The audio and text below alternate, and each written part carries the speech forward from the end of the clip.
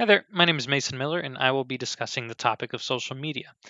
So, when most people refer to social media, they think of social networking like Facebook, Twitter, Instagram, etc. But what exactly is social media?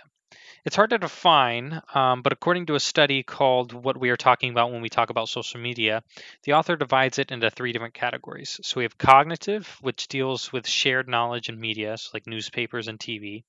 Then we have communicative, which deals with social relations and interactions, so email, chat rooms, etc. And then cooperative, which is dealing with interdependent acts towards a communal goal, so like Wikipedia. However, when we discuss social media, specifically in this presentation, we'll be discussing the more common view of social networking and blogs. So, just a brief history about social media. It originated from a discussion forum called Usenet in 1979. And then, about 20 years later, an online community called Open Diary kind of started. And then these were the predecessors for what we see today and for what came in the early 2000s, like MySpace in 2003 and Facebook in '04. So currently, from a study done in 2015, 65% of adults use social networking sites, and then 76% of total people, so adults and children, everyone uses the internet. And then you have between the ages of 18 and 29, 90% of those people are using social media, which is an uproar from 12% in 2005. So as you can see, online platforms are increasing their outreach and expanding. And then some of the most common social medias are things like Facebook, Twitter, and Instagram. Those have been gaining the most users. And then in this presentation, I'll categorize the effects of social media into three different groups: the good, the bad, and then the cultural. So, to start out, social media was made with good intentions, but as we will discuss, there are side effects. It allows us to connect. We can all agree that the intentions of social media are good, and these platforms are meant to connect people via the internet and allow them to share thoughts, advice, pictures, etc. And especially as of today, it's even allowed people to connect with the Black Lives Matter movement and videos being shared to protest and then bringing to light some of the downfalls of our justice system. And it also allows businesses to even reach out to their customers. It allows us to express ourselves. So, as discussed in the Slack and Wise book, many people rely on social media to find out who they are. It's a way for them to find their identity, whether it be from posting videos of things you'd like to do, to some words of encouragement or criticism, or posting pictures to feel better about yourself. Social media is a way to help boost self esteem by allowing comments of praise and appreciation and just support from your peers. It allows us to make money. So many social media platforms allow users to work up a fan base and then obtain an income. So you have things like YouTube, Twitch, Instagram. They allow for people to post content, and then as you work up the views, you obtain money. And so you have videos like beauty tutorials, gaming, ASMR, things like that. They are unconventional ways of making money, but now they've broadened the horizon and allowed you to do things that isn't necessarily standard.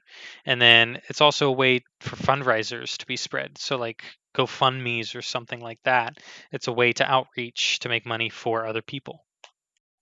And it also allows us to obtain information. So, social media and phones and stuff like that allow students to create, edit, and share content in whatever form they want. And so, people are able to share information more easily. And then you can also share videos, whether it be like chemistry or math or history. It's just allows for information to be much more attainable. Now we'll discuss the bad. So first, it causes superficial relationships.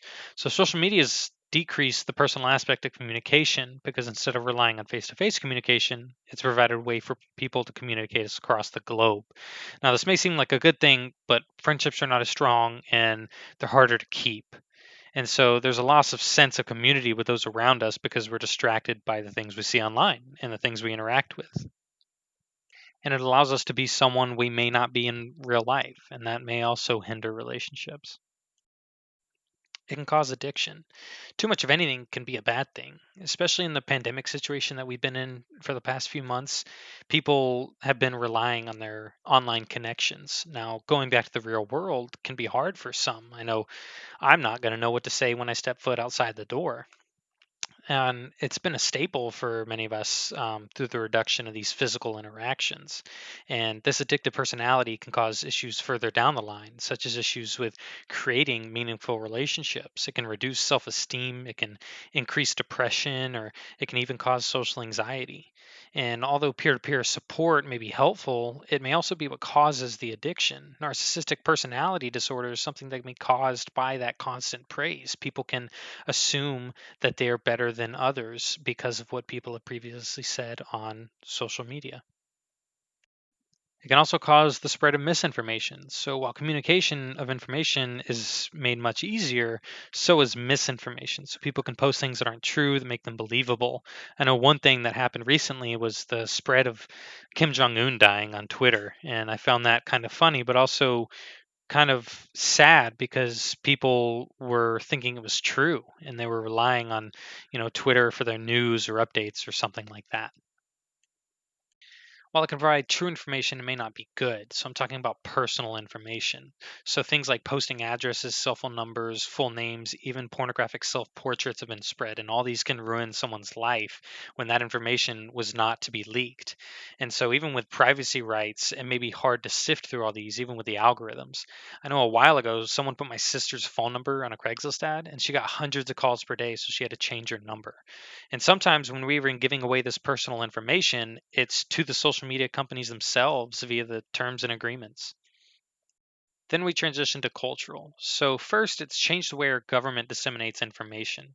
So, many branches of government have transitioned to the online platforms. So like the FBI, the US president, congressmen, senators, etc. They now have the capability to communicate with people across the globe immediately. We can even view bills and laws that they link to their accounts. So, this just shows how social media has moved from heavy reliance on news agencies and printing companies to that of national trends and the individual. It's also changed how we communicate. So we've changed from physical relationships to online ones. And we post pictures and status updates to show what we're doing. And as I mentioned earlier, we're even able to post online fundraisers rather than going door to door to ask for help and creating online polls. And then we also rely on reviews from people that may not even know. It's also changed the way we think. Instead of doing things solely by self interest, we rely heavily on the input from friends and strangers. We decide whether a movie is worth watching, and we post pictures online to get a good idea of how we look today. And we advertise products using celebrities on their social media platforms. And we even post things just to rely on someone else's input. It's also changed how we live. We seem to need to document every part of our lives, what we're eating, who we're with, where we are, and when we meet a new person, our immediate tendency is to look them up on social media. And, even though it's internet stalking, without actually asking anything, we can learn a lot, whether they post a lot or they don't post a lot and what they post. Overall, I find social media to be neutral. It all depends on how we use it and what we use it for. If we just left it there, it wouldn't do anything on its own. It matters on what our culture needs from it. So if we need it to globalize an economic or political outreach, then we'll use it. If we need it to prove people of color are not being treated justly, that's how we'll use it. So even though I only covers a sliver of what the implications of social media are used for and how they impact society, whether it be good, bad, or cultural, I leave you with this. If you had the option to permanently delete social media from the world, would you do it? That answer lies in if you/society would ultimately benefit or be hurt by it.